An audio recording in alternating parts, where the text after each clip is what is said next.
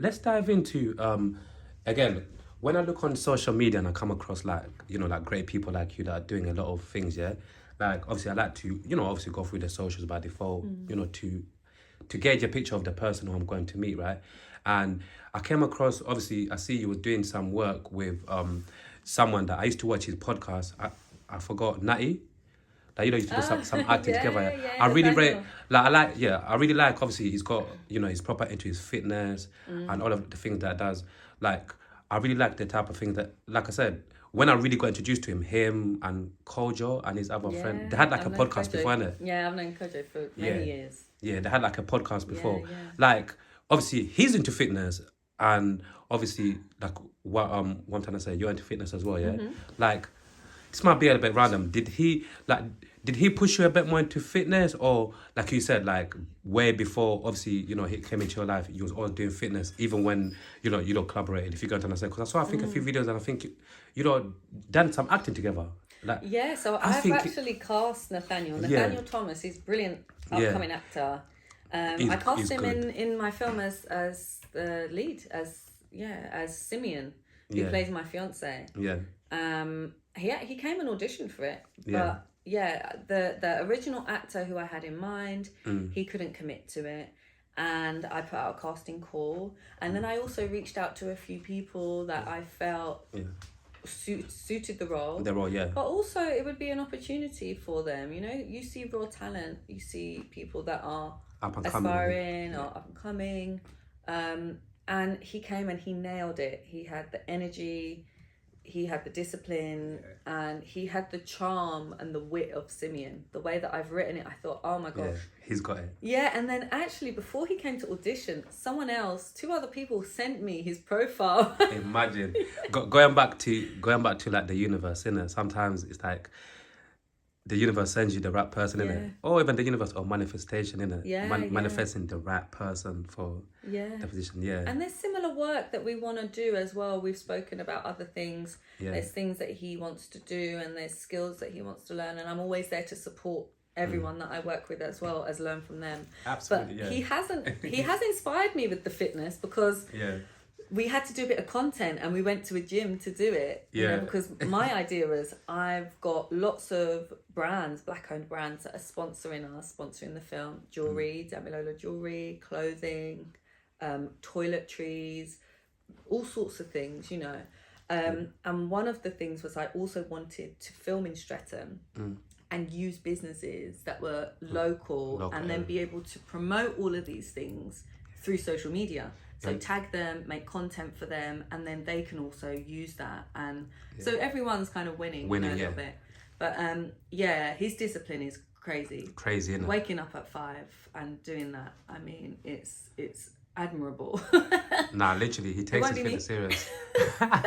But it's admirable. And I made sure on set I had certain things, like I made sure I'd get him his mackerel, because I knew that he'd need his protein, and try not to have too many things, because there's a discipline in that, and there's also a discipline in body conditioning, but it's mental, it's mental health as well, and making those choices every day and keeping yourself on, not falling off the ball. You need to be on track. You see, a random one as well, yeah? You see that with your life in general, because sometimes I like to balance out these conversations with some random questions, which hopefully will make sense. You see that with just generally with your life, everything that you do, your personal life, things that you do out in public. Are you satisfied? Oh, that's an interesting question. Yeah, are you satisfied? I'm never satisfied. Talk to us. I think I'm satisfied with the here and now. Mm-hmm. But I'm always striving for more, because I know what my goals are. Mm-hmm. And I think right now I'm not satisfied, because I wanted my film wrapped and screened and in awards and, doing the festival circuit. But again, there's patience and there's beauty in that struggle. There's beauty in that journey. And there's a lot of learning that I needed to do. So I am satisfied, because when we had to shoot again, I met new creatives, new crew and people that I wouldn't have met if we had finished the film earlier. Yeah. And with acting, again, I want to be on that screen regularly. So again, it's just motivation to strive for what you want. Yeah, and also, do you make enough time for yourself?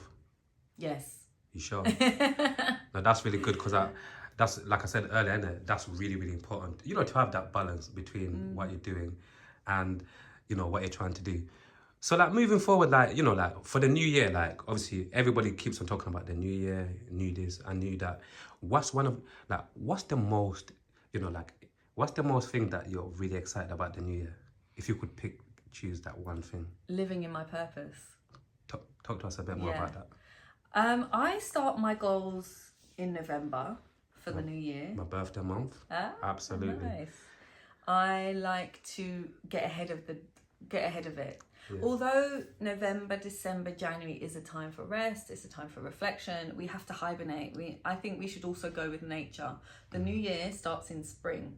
That's how I feel. When everything blooms and everything's a bit warmer. Ahead of that, yeah. Yeah, you know, birds nest. And that's when the babies come and start chirping. And I think that there's a real power in that. Working quietly, you know, getting disciplined. I think for me, discipline is something that I'm not looking forward to, but prioritizing. Yeah. And also just the possibility of creating something that others enjoy, as well as going for my own individual goals and my own dreams. So Wisdom Sync, I'm looking forward to what's to come. I'm looking forward to getting that investment. Yes. I'm looking forward to working with so many people I haven't even met yet. Yeah. You know. Like Wisdom Sync here, when did you create it? Like, what year did you create it? And obviously, just even in general, to let me and the people know that might be watching in future, that might want to, you know, fund you in future as well. Like, yeah, it's a two-part question, isn't it? Like, when did you create it? And two, like, what is your vision for it overall? Like, obviously, we're not telling people, but you know, just an overall, like, Yeah. When did you make it? What's your vision for it? Maybe about 8 years ago. Quite a while. It's coming to a decade. I had the idea maybe 10 years ago, more, but I didn't do anything until 2017. I just did a small sketch. I found it really hard to find people to collaborate with that were dedicated, disciplined, and would not flake, that would do the work, that wanted to do it as well. And find people that I could rely on as well. That's very important when you're building. Yeah. So I did a small sketch in 2017 called What? It was set on a park bench. Two strangers meet on a park bench, and it's just a small 3-minute comedy. Yeah. And then in lockdown, I had space and time to write French Toast, and I was furloughed from my teaching assistant job, and I was auditioning for things and teaching drama online, but that gave me the space to create something that would lead to Wisdom Sync. So it's a year old officially, because I spent my recovery from my hip surgery setting up the business, creating, you know, the ideas. But Wisdom Sync is the idea that we're creating art and we're creating spaces and a community where there's a synchronicity of thought, of people connecting. The art that we tell, it connects with the audience, it teaches them, but at the same time we are telling marginalized stories and amplifying those characters that you see every day but you never hear of them. As well as having a community where... That sounds really good, by the way. Sounds really... I'm not gonna lie, be proper deep in what you just said. That sounds really good, you know. Yeah, I want to have a network of creatives where, like I said before, I've been doing this for a long time, but I know people that they might have been in it for 2 years and they want to connect with other creatives, or they want to tell a story. They have a film or they have a play that they want put on, and I can bring established creatives in, but also get them to mentor people that are emerging. Absolutely. For them to, teach, for them to inspire, and for that connection connect to take place. everyone together, and everyone can play their position, to work on a greater good, on whatever they want to work on. Yeah, you don't always know people. When you're in this industry, it takes time. You might work on a project, you might have a couple of connections from one play or one film or a photo shoot, and over time you build that. So often you can still feel alone in this industry, but it's about nurturing those relationships and understanding that there are people that are as passionate about this as you, but they just work in a different field. They might work in sound. Yeah. They might really want to work on this type of project, but you just don't know them, or you're not connected to them. True. So that's what I'd love to do. True. French toast. Let's talk about French toast. What's French? Once again, for the people, what's French toast? Cool name, by the way. Ooh, thank you. It's dope. It's catchy. Yeah, French toast is a melting pot of... It has so many components, but essentially it's a story of friendship, love, and also what happens when we think we know the people closest to us, but we don't know their deepest, darkest secrets. It's true. Reality. Yeah. I wanted to make a film that reflected what I was seeing. So I spent a lot of time looking at memes and laughing in lockdown, watching the news, advocating for Black lives and seeing the world kind of stop. But also there were pockets within that, people's individual stories, people struggling, behind the scenes, people caring for family members, being distanced from their friends and their family, and also having their routine completely disrupted and not knowing how to bounce back from that. So yeah, French Toast tells the story of 3 colleagues, work besties, working from home, and every day they jump on Zoom to have lunch and, chat, bullshit. And someone leaves their camera on and it tears the group apart. Oh, shit. Yeah. Oh. French, yeah. Okay. Yeah. So French Toast 2 looks at the fallout after the camera's been left on, the secret is out, but also we delve into those characters' lives and we go into their homes, because French Toast was set entirely on Zoom. It was a one-shot film. Oh. Edit. Where can the people watch it? It's on Vimeo. Yeah. You can type in Wisdom Sync French Toast, it will come up. Yeah. And it's also on my Instagram. Okay. I pinned it at the top of my Instagram. People are lazy. Sophia _ Sinclair. Yeah. You can watch it at the top of the page, because people don't want to click a link in a bio these days. They want to see things then and there. Tell me about it. You know how many times I post and I say link in the bio for full interview or whatever, and people just want to watch the short clips. It doesn't work anymore. No, trust me. So even talking about part 2, did you say you've got plans for part 2 to come out in the new year? Yeah, so we're going to be filming again. The plan is to pick up in spring when the weather matches lockdown 2020, because we have some outdoor scenes that we need to do, and it gives us a bit of time to crowdfund, to also set everything in place. Yeah. And then, after that's done, get the edit, plan the screening. Yeah. I'm someone that likes to do things differently, so I'm planning an immersive screening. I want everyone to come into the world of the characters and step back into 2020. So yeah, I've been to a lot of industry events, and sometimes they're just a bit samey.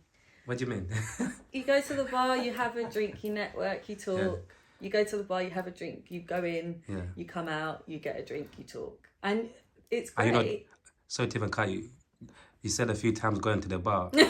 By the 3rd or 4th time, are you not drunk? No. I'm not saying you, just in general. You just bide your time. You might get a juice, you might get a water. Oh yeah, like a juice. With me, because I just kept on thinking alcohol, but yeah, you can get juice. But when you think of it, that is essentially a lot of industry events. Yeah, it's true. And for what I'm building, I want to bring us into the future. So yeah, I'll be doing things a little bit differently, and the screening it's going to be fun. Now I'm looking forward to that. What, and like people like us, like invited? Do we need to buy tickets, or how would that work? Everyone that has pledged to the crowdfund is invited to the screening. Okay. It will be a friends and family screening because, of course, we're going to be putting it into film festivals, so we can't have a film premiere. That's how I literally. Sorry to cut. You just literally read my mind about film festivals, because that's what I was gonna literally ask. Like, are you gonna look to shop it around into film festivals? You know, not as well as shopping your film. Yeah. Film festivals are just great to meet people and to learn people. because they do workshops there. Okay. They do pitch, so you can go and watch people pitch to investors or to directors or industry people and learn how to pitch. Get the feedback. Sounds really good. You can learn about distribution. You can learn about all sorts of aspects of the industry. So going to film festivals, even without a film or a project in mind, could be very beneficial. Really beneficial. Different aspects of, like you said, pitching your movie to other people. Just because I literally thought film festivals were just like mainly for just like you shoot your movie, we take it there, just a bunch of people showing each other their movies. And that is it. And there's meetings and there's so many other things that are happening. Very interesting. It's business, but I met crew a week and a half before we did our second shoot. We were still crewing up because often you can't crew in advance, especially if it's expenses only. Yeah. Because people aren't going to be able to give you that availability. So for crew, it's tricky. But we met incredible crew members at film festivals that we went to a week and a half. This was Joshua Dadson and I. He's the DOP. And now they're part of the Wisdom Sync family, and we're going to be working together again. And just met so many incredible souls. Like, along like obviously like your journey, like you see when you meet some people, because obviously there's good and bad in it, and I want you, one of the things that I just quickly want us to touch on here on a positive note, because like once again, like people go through like the journey and they have like people let them down, like the negatives, rejection, and they get disheartened. Some people get bitter about certain industries and they say they don't want to be a part of them. Once again, going back to you, so refreshing talking to you. So refreshing hearing these, your journey and your stories through everything that you've been doing. Like, what advice would you have for anyone like who's gone through a certain industry, but for whatever reason they're bitter because they thought they've had so much bad experiences within that experience, or like so much rejection? Because I feel like for me, rejection and meeting people that are gonna like be full of shit, excuse my English, and all of these things, it's all gonna be part of the journey, but you must find a way to push forward, right? Like, what advice would you have for them kind of people that kind of like gave up, or they've got a mentality like it's perspective. It's perspective, and there are things doors that have closed on me, but I didn't know that actually a few months later that door had to close, because I wouldn't have walked through this one. I wouldn't have met this person if I'd stopped working with this this creative, or for example, how many adverts I saw over Christmas that I had auditioned for on my phone, and I could hear the lines and I knew the lines because I'd gone for them. And when I looked at the choice, I thought, okay, that makes sense, because that's what they wanted for that role. I think you have to understand that your journey is yours, and it's not about comparing yourself to others. You have to be accountable as well for your things. Be disciplined, and know that rejection it's strengthening you. But some people, for whatever reason, just can't take rejection after one and another, and to still have that courage to move forward. You get me? I don't know why some people get broken by rejection, when a lot of us and a lot of people say rejection is part of the journey. No matter how much you get rejected, find a way, like I said earlier, just keep it moving. You can't take it personal. That's it. It's not personal. I mean, unless it's been a personal rejection that you've had with an individual, but then you're just not meant to work with that individual. You have to find your people, you have to find the spaces that you feel happy and comfortable in. And I think you have to tap into where you thrive. Do I feel happy here? Am I productive here? Am I thriving? Those are the things that you need to think about, really. Yeah. You know? That's true, man. And you see that with your workshop facilitator, yeah? Once again, to go into just a little bit more detail in terms of like, what is that?